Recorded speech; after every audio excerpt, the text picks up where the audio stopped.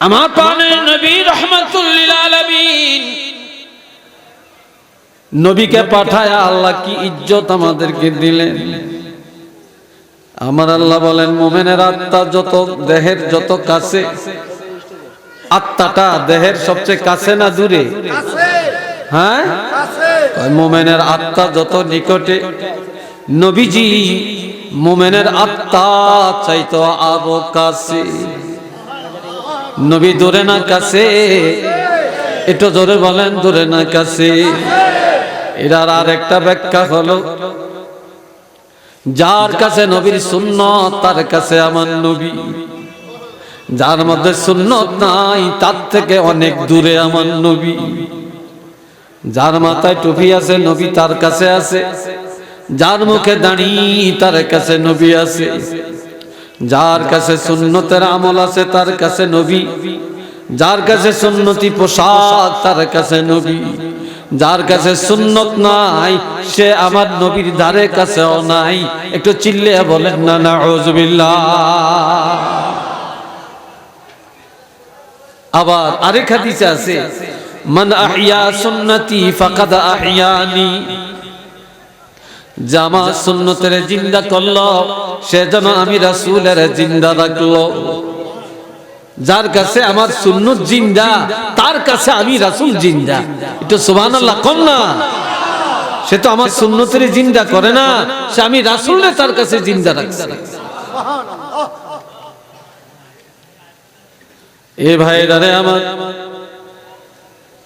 কুল্লু উম্মতি ইয়াদখুলুনাল জান্নাহ, নবীজি বলেন আমার উম্মতেরা সব জান্নাতে যাবে, ইল্লা মান আবা, তবে যারা অস্বীকার করে তারা যাবে না। ইল্লা মান আবা, সাহাবীরা প্রশ্ন করলেন ইয়া রাসূলুল্লাহ অস্বীকারী কারা? ক্বালা মান আতাআনি দাখালাল জান্নাহ, নবীজি বলেন যারা আমার সুন্নতের আমল করে তারাই জান্নাতে যাবে। ওয়া মান আসানি, আর যারা আমার সুন্নতের আমল করে না তারা জান্নাতের গ্রাম পাবে না, তারা আমার উম্মতের দরজায় থাকবে না, আমার উম্মত থেকে বঞ্চিত হয়ে যাবে। একটু চিল্লিয়ে বলেন না নাউযুবিল্লাহ।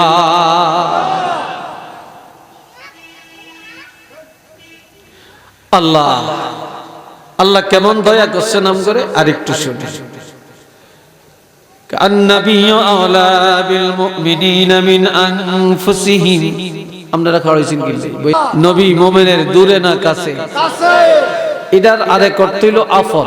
দুনিয়াতে মা আপন, বাপ আপন, স্ত্রী খুব আপন, স্বামী খুব আপন, কই না আমরা? যত আপন কোন আসলে আপন না, সবই পর।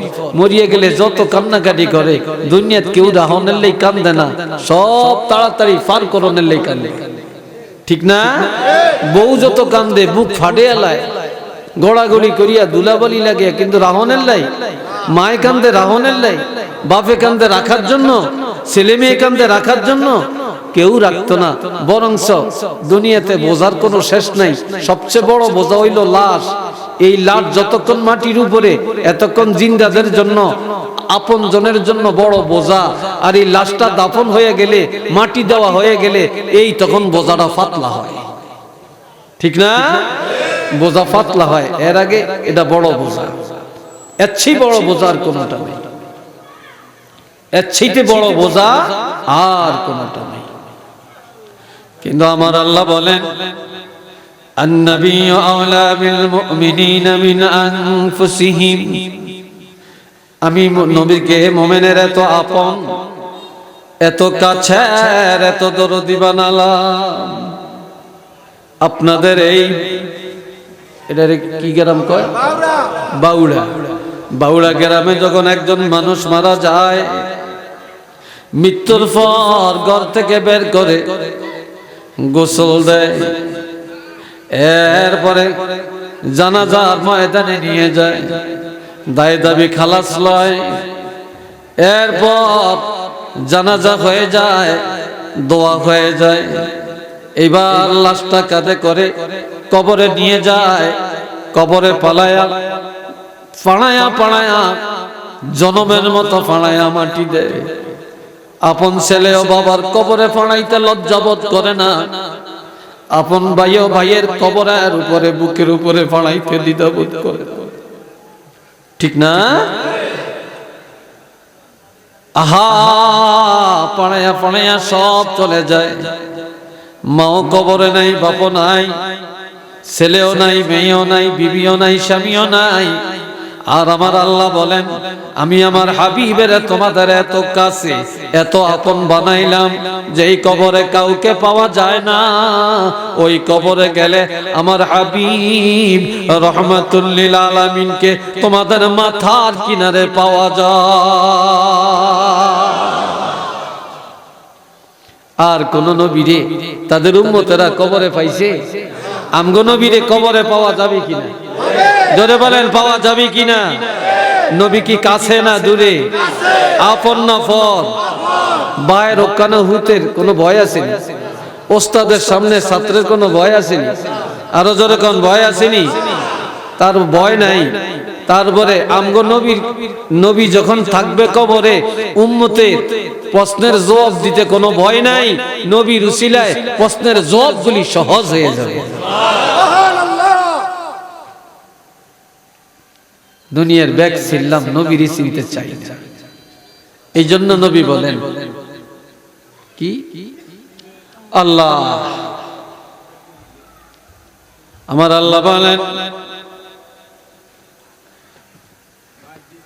আল্লাযীনা আতাইনাহুমুল কিতাবা ইয়ারিফুনাহু কামা ইয়ারিফুনা আবনাআহুম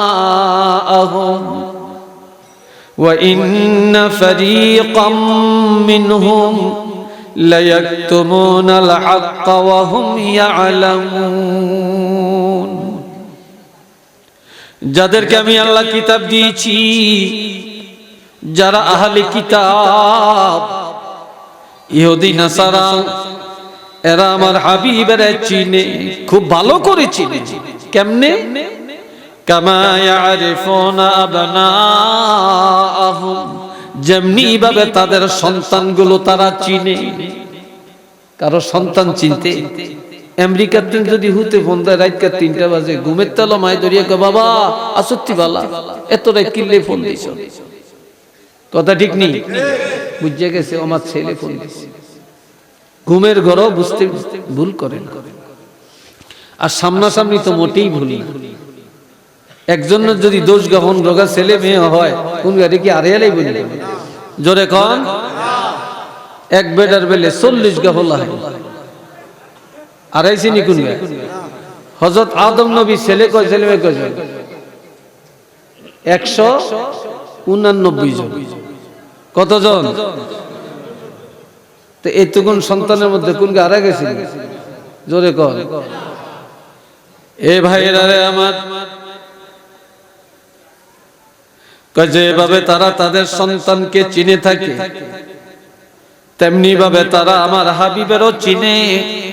ওয়া ইন্না ফারিয়াকাম মিনহুম, এরপরও তাদের মধ্যে একটা দল আছে, লা ইয়াকতুমুনাল হক, তারা জানিয়ে শুনিয়ে সত্যটা গোপন করে রাখে। তারা সব মানিয়ে নেয়, নবীরে মানিয়ে নেয় না। ওয়া হুম ইয়ালামুন, অথচ তারা ভালো করে জানে, জানিয়া শুনিয়া বুঝাও তারা আমার নবীকে মানিয়ে নেয় না। একটু চিল্লিয়া বলেন না নাউযুবিল্লাহ। একদল দুনিয়াইতাছে আঙ্গুল্লার মুলুবি, আহারে হেরা সুদখোরের খুব ইজ্জত করে, ঘুষখোরেরও ইজ্জত করে, টাকার বান্ডেল দিলেই ইজ্জতের টান নেই। কি কথা ঠিক কিনা? ইজ্জতের কোনো টান নেই।